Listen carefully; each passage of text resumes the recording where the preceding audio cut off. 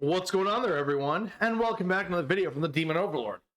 And as I said before, today we start the Demon Overlord's Guide to Miniatures. If you're looking for some really cool miniatures for your tabletop, mostly for D&D, I admit, it's one of my tabletop favorites, or possibly other wargaming or the game's mechanics themselves, check out this entire series, because I will be going over different companies' productions and seeing what they're good in general and compare. Now, as you can see here, we have 3 different boxes, all coming from the same company. This is done by Flying Frog Productions at www.flyingfrog.net. No, I'm not being paid to say this. I'm just giving, where you can find this stuff. I found these on Amazon. Each one of these are on Amazon. Their stock levels fluctuate all the time. And we have the Shadows of Brimstone. That is the game mechanic these are made for. So they are a little different than your sizing for Dungeons and Dragons if you're using them for that. Like I will be, because I gotta be honest, I don't have time to start a brand new tabletop miniatures game with my group. But these are great supplements for D&D, which that comes first with the compatibility or versatility. Sorry, versatility. They're great for versatility. You got some lovely designs here. They have different styles. They have samurais, cowboys, demons, dinosaurs. I wanted to say bugs, but then I'm like, wait, mites aren't bugs. Arthropods, insectoids, krakens. Like, there's tons of stuff. There's a sand kraken option. These are all expansions. So each of these are an expansion to the main core set. Core set can be a little pricey. These expansions can be also a little pricey. Now, first off, these are Sprue Miniatures. So they come in a different category than, like, WizKids Unpainted. And I hear WizKids is going to do some Sprue Miniatures, but not here nor there. That'll be later in the WizKids part of the Guide to Miniatures. So this is part 1. If you're wondering which part this is. Now, we have the Flesh Mites, the Swamp Raptor of Giorgano, and then we have Belial, last of the Shadow Kings. Yeah, I had to do a little bit of a voice to it. He's a really epic level character since he is the extra large size deluxe enemy pack. Here we have just an extra large size enemy pack, and then we have just an enemy pack. So they do come in different sizes. The extra large seems to be very similar to the enemy pack, but that's only because with the extra large, you're getting 1 monster. Extra large, guess what? 1 monster. But with the enemy pack, we got 6 of these little flesh mites. Now, let's talk about what you get otherwise with the mini. So, for each of these bad boys, you get these cards for Shadow of Brimstone. Now, these cards give different abilities and stuff. Like, for instance, this I think is one of Belial's decks, the bottom card, so I'm not going to open it. It says Strength and Darkness. A thick cloud of darkness sweeps around the sorcerer, engulfing him in the shadow and mending his tattered wounds. So I'm assuming that Belial uses darkness to heal in this game mechanic. Very cool. I was personally planning to use him for like an ancient sort of god figure, because he has that unique figure. As you can see on that box, he's going after some adventurers, and I will do close-ups of each of the miniatures, as I finally got around to painting them all too, which is important, so you can see what they would look like if I put them on the board.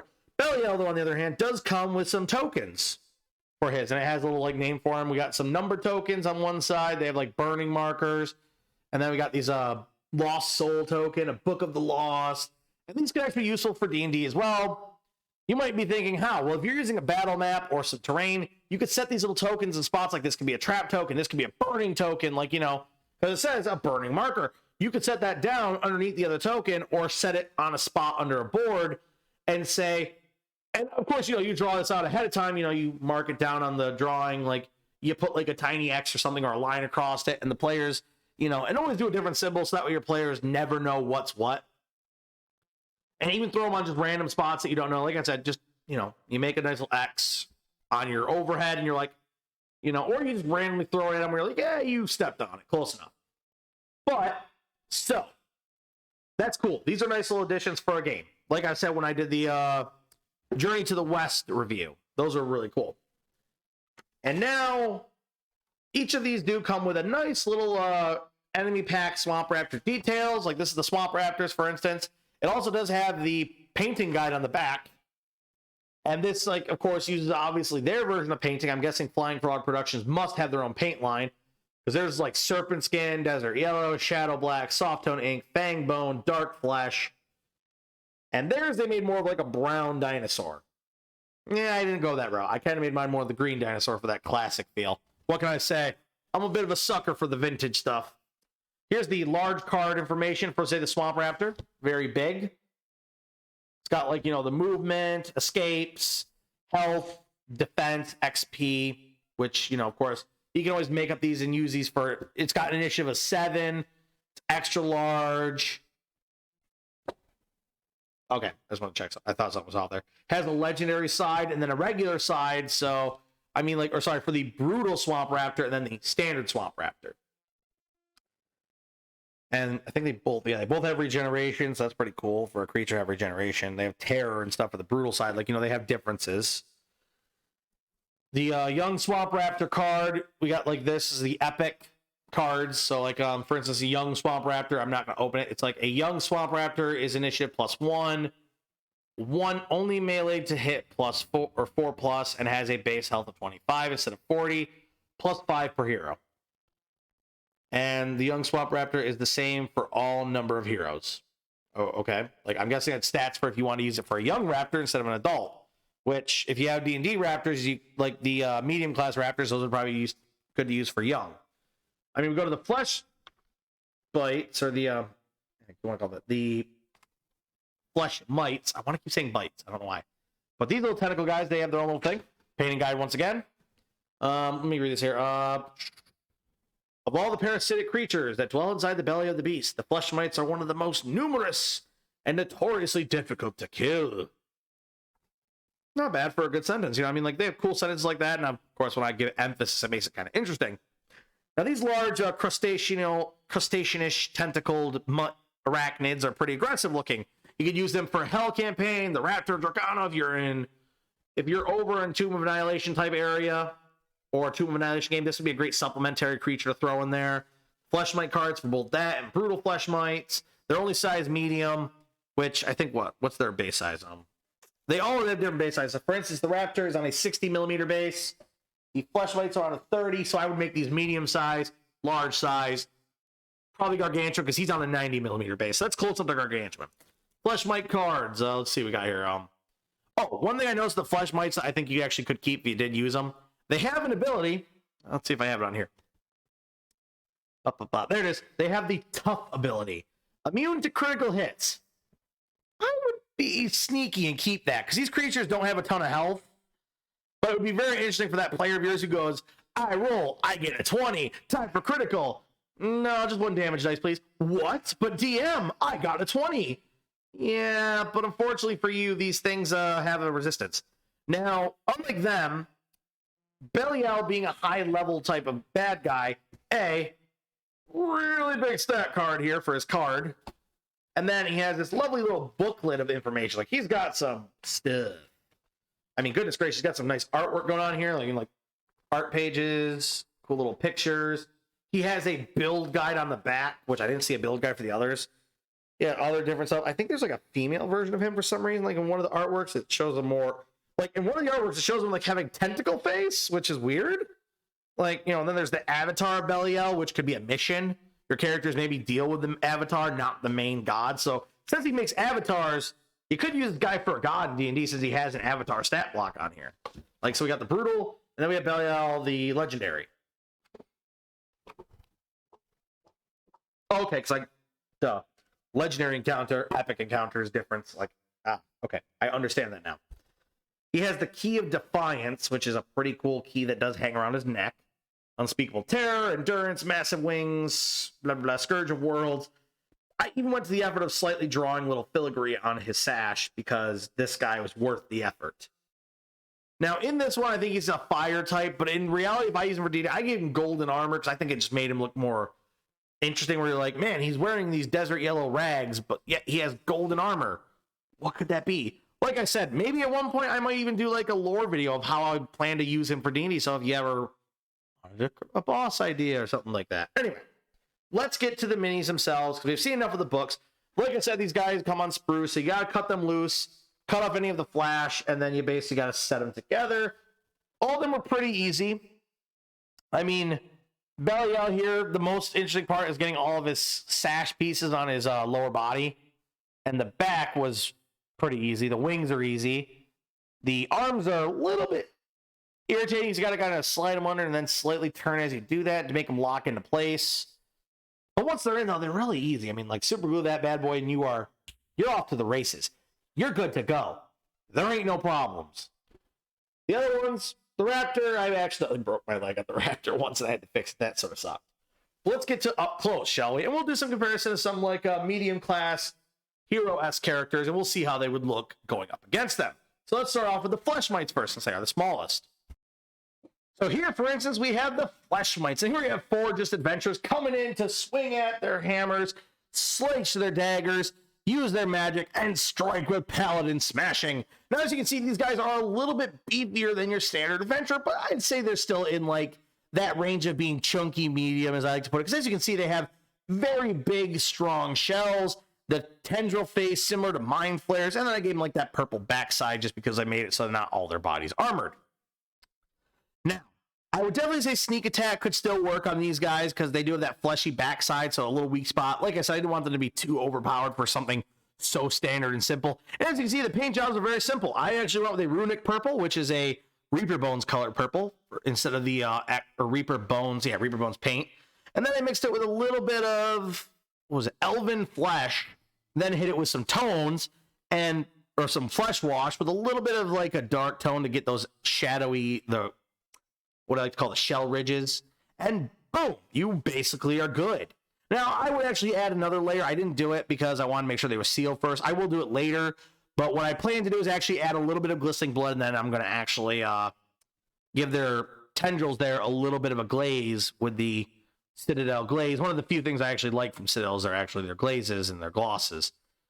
And that way they'll have that kind of slimy, bloody tentacles. And as you can see, these guys look pretty cool. Very simple paint job, and they look really cool. They're a very simple creature, but I think really giving them that tough ability to kind of resist criticals, it's just going to make a group have a harder time. It's going to be really good for those people who roll high all the time or just are the luckiest sons of guns when they go, what do you mean I can't use that 20? Sorry, only standard. God darn it, like that sucks. Maybe, I guess, if you want to give a player a little bit of a, like a little bit of a handicap, let them get the highest possible damage that attack can do.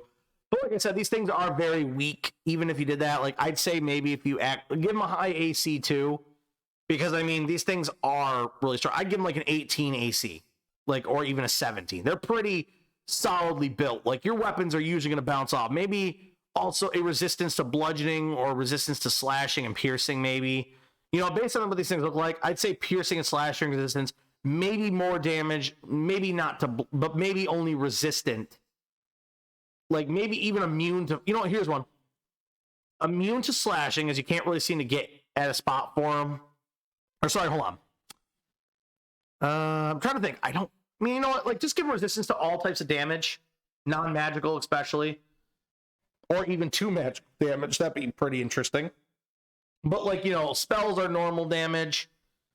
But then, like, if you're doing something like grappling, maybe it has advantage on them because they're so small and they don't really have a lot of movement. Now, these things that seems to be like they're flesh monsters, I painted them to be very neutral so they weren't too like, oh, they have to be in the underworld. They have to be in the Overdark or the Underdark. They have to be there. They can be anywhere. You can have these things in nature. You can always paint them different colors. I went with kind of similar to the box art for these guys with that lighter shell and the purpley sort of body flesh because I actually liked that look. It had a cool look. It was Elven flesh that I decided on to use for the bases before I started washing and all that.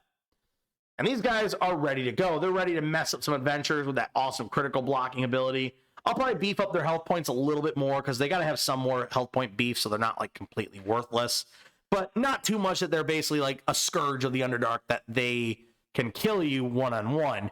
So like they'd be weak one-on-one, but in groups like this is where they're more deadly because they can swarm you and then they can also grapple you with those tendrils and then start eating you. Like legitimately, like they can use a consumption or what do they call it? The gorging ability where they start, or what is it? Yeah, feeds on gore, where every bit of damage they deal to your character, they gain at least a coin flip of like half or full health regen from it. That would be very interesting and very unique. Well, let's move on to the next miniature of these 3 boxes, shall we? Now here we have the Swamp Raptor of Giorgano, this terrifying frilled lizard that's just really aggressive looking, and he looks like he's about to jump onto a player and rip them apart. Now, yes, this is a raptor, so I would definitely give this creature some really good, maybe not a high AC. He doesn't need this giant AC. Just give him like a standard dinosaur style AC for a large creature. Maybe Allosaurus or something like that, because, you know, he is that, but I'd give him like an agility. Like, I'd make him fast. Are you going to outrun this guy? No, he's going to outrun you because, A, this is a swamp creature, so he's going to have better movement on the difficult terrain of the swamp, and he's going to run you down and run the guts out of you and start eating the guts out of you. Surprise, surprise. Now, there is one thing about this creature I would love to kind of leave a little challenge in this video. This guy's paint job was inspired by an older Hasbro-made miniature from the D&D line back in the older days. It is a reptilian miniature, and it has a similar color pattern and similar look. Now, I'm going to leave it in the comments down below. Like, I would love for you guys to leave a comment down below and take a shot at a guess. So, in other words, grab the old internet, check up a search browser for reptilian minis of old, and see what creature that looks similar to this guy, but obviously a lot smaller, and think of what creature's paint job I used for his inspiration. If you guys are right, I'll give you a thumbs up, and I'll give you some props. That's right, you get props from the Demon Overlord. Ain't that great? Well, actually it is. Pretty high props. Now, I like this creature. He's definitely a good large creature. I'd say maybe take Allosaurian stats, mix it with Raptor. So give him the pounce ability.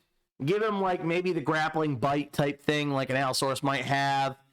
Give him a tail swing, because look how big that tail is. That's a big tail. And maybe even to make it interesting, give his sail on the back a cutting ability. Make it have cutting damage or slashing damage. Make it unique. Now, I do notice this guy does have only 2 fingers, more like a Tyrannosaurid or a T-Rex. Or like, you know, Displetosaur or something like that. And it's really different. But I don't mind it, because, you know, he is a unique raptor. If you guys want to use this in D&D, here's what I would do. I would take like something like a hunting raptor pack or medium class raptors, mix them with the velociraptors and say like, this guy is just the big dog. If you haven't seen Jurassic World, you know, Jurassic World, remember the Indominus coming in and basically taking over that raptor squad by just speaking to them. Similar thing. They side with this creature because A, it is a raptor, so it is a cousin, or like, you know, it's just the alpha of their species. Like, so maybe this species of raptor, the swamp raptors, one always moves up to this authority when the alpha dies. And this guy, of course, whether male or female, make it unique that way. You know, maybe there's a pair of them. You know, maybe there's only one giant sized raptor at a time. However you want to do it. Maybe you do it similar to Monster Hunter. You make the great Jagi. This is basically your great Jagi of the group. It's the apex leader. The females get medium class for it, and then the small ones are like the young Jagis who have to go off on their own and come back later, like lions, where it's like the females can stay, but the males have to leave and go find their own group, or the young have to go find their own group. Then they make more babies and have more young. So I'm just giving you like some lore a little bit to how to use it. Like basically, think Monster Hunter, the great Jagi, but use it for the raptors. You know, you got different size raptors. You got the medium class, Deinonychus-like raptors, and then you got the velociraptors, the tiny guys. You know, make them the different life cycles that lead up to this. And if you have that mini that like I said, I use for the inspiration, you can use that as a baby version or a special juvenile that is obviously going to become an alpha when it gets older. Now, like I said, guys, make sure in the comments down below you throw what miniature it is. You don't need to throw like what series it's from or any of that. Just throw the miniature's name in the comments down below. I'll tell you if you're right, and I'll give you some props. The Demon Overlord will send some props your way because I respect people who know their stuff. Now, let's move on to the final and the big double XL deluxe enemy. And here he is, last of the Shadow Kings, Belial. And I don't know if I'm saying the name right, but that's just how I pronounce it. And here he is, standing with his gargantuan huge size over the minis, towering over them, ready to pluck a player up and bring the pain. Not caring who this player thinks they are, whether it be paladin, cleric, mighty fighter, mighty strong barbarian, great spell slinging warlock, a sorcerer who brings up some cool allies, a druid transforming even into a dinosaur to face him, still have a hard time. Now, this guy was a fun joy to put together. He was a little more complicated, but at his size, and as you can see with all the lovely flowing pieces, what a shock. Now, this guy, I will zoom in a little bit more on some of his details, but as you can see, he has his lovely golden armor, his shrouded robe, his gigantic wings ready to flap or stab and impale you, his terrifying faceless body. That's right, he has no face. The miniature's inside is literally a hole. And it's strange because one of the pictures shows tentacles coming out. So is he a Cthulhu-esque monster? A shadow demon? That's for you to... Using him for D&D? That is for you to decide. I plan to use him as like an old... Almost like an Oberith. Something older than the demon spawn, but something also not Oberith. Because I don't want him to be restricted to just the Nine Hells or the Abyss. I want him to be a multi-versatile entity. Something that really puts a group through their paces to finally, A, defeat an avatar at the midpoint, then finally fight the big guy if they can weaken him enough. Or maybe even trap this big guy, putting him back in the prison he's escaped from. According to this, he actually banished eons ago in his actual story, was in prison for his treachery in the fiery hellscape of the caverns of Cinder. He seeks to break his chains and escape his eternal prison, sitting atop his magma throne. So this guy is obviously, in at least Shadows of Brimstone, a very high-level threat. So in D&D, you can do the same. Maybe make this guy trying to conquer the Nine Hells and conquer the Abyss. So that way he can use those dark monsters to conquer the rest of the multiverse, the multiple realms, and eventually Toril. That's right, the place that gives many gods their power and become the one and only deity, like he may have been at one point or at some point. What an interesting twist this guy has. He has so many possibilities, and I love how big he is. He is just a joy. Now let's zoom in on some parts and take a little bit of some closer looks. Here's a closer look of the upper torso belly out, and you can see all the lovely shroud detail with the gold. Now, I used a greedy gold. I could have used shining gold, but I didn't want it to be shiny. There's this lovely back sash that's got, like, the green. I didn't do any markings on there just because, like, I tried, and they just looked really off. You can see some of the markings on the large side shaft, or the side sash of his body. You can see that little black stone in the right shoulder there represent the shadow control, like, idea. You can see his key of key of resistance or defiance. There's that face, though. As you can see, there's nothing there. It's actually a sloop inside. Really interesting. I love his armor. Now, yes, I could have probably done a little bit of some, like, intricacies on top, making a little silver or something to offset. But every time I tried, it just didn't look right to me. I tried with, like, doing a rough iron with gold on top. Wasn't a fan because it looked too much like the actual mini, and it just wasn't that nice. I like the gold armor, though. Because then you're like, is this guy evil? Could he have been a hero? What was he? Exactly. I want my characters to have that look where they go, is he good? Evil? I don't know. I want them to be surprised. Now moving down to his lower sashes. Now, as you can see on his lower sashes here, they have a lot of little, like, filigree-esque lines and markings. These are actually an ancient language that he has written himself. The sash itself being made of an unknown material. And it goes in and out of his lower shroud, I guess you could call it. Now, I was thinking of making the shroud a black torrent like Shadow, but I liked the idea of making it this sort of like just more fabric coming down. This gives you more of that mystery of what are his legs? What's under that shroud? Is he got a serpent tail? Is he just a shadowy vapors? What is under this? That's what you want to know. You want to take this guy's mask hood off to see his face. You want to take his armor off to see what is underneath it. Is it like just shadow energy? You want to take the shroud off to see what it is, but I want that mystery. And this guy has a lot of that mystery. The cool, terrifying presence. Let's take a little bit also look at those big gray wings. Now, how you can see here, now this is interesting. Look at how nice of the detail those wings have. They have very lovely detail, a lovely wash. It helps bring out those bit of shadowy spots in the wings. And they even have those little holes, not a ton of holes, but a little bit, and they're tattered edge. They also have lovely spikes that if you wanted to make it interesting, he could do what's called a wing catcher, where he basically makes his wings circle around you and spear you with the spear-tipped ends on there. That'd be kind of cool. A unique way of fighting. Maybe that's why his wings aren't so long, because he wants them to be just thick enough and chunky enough they can handle it. Now, I did compare this guy to my Orcus miniature. Now, if you haven't seen that video, guys, do check it out where I talked about my Orcus, which was a great gift from my bro and my sis. Shout outs to them for giving me such a cool miniature. But anyway, and this guy's wings are a little bit smaller, but maybe there's a reason. Maybe these wings for him are more for battle than they are for actual use. Maybe he has already magical flight. So in that situation, what do you need wings for? Or maybe, like I said, maybe underneath his lower shroud, he has the vapor leg, so he doesn't need to really, he's so light, he can just fly easily. But they have such lovely detail. Like, everything was fun to paint. Everything was fun to wash. It was just such a joy. Let's get one last shot of the overbody. Now, as you can see, he is just a towering being. Now, with this guy as well, there are other double XL creatures, such as the Shadow Kraken. There's also a giant worm monster, which could be great to use for a purple worm miniature, maybe just with more tongues. Or, I just thought of this, you could use it as the purple worm that's been infected by the Mind Flare tadpoles. That would be an interesting use. These guys have different things. Like, you have the Sand Kraken, which could be, you know, of course, made into a land kraken or something like that. It could still be a kraken. Maybe it's an offshoot of a kraken that's been experimented on and now can go across the seas, or it's the end boss, the terror that's invading the world to destroy civilizations. So, you know, guys, the great thing about these Brimstone minis, they offer a lot of creativity, which is what D&D is well known for. Yes, I know I'm always comparing D&D, but it's my favorite of the tabletops. Now, I recommend these. Prices weren't too bad on them, so let's go over the price I paid for each of them. Flesh Knights, $14.99. Not bad.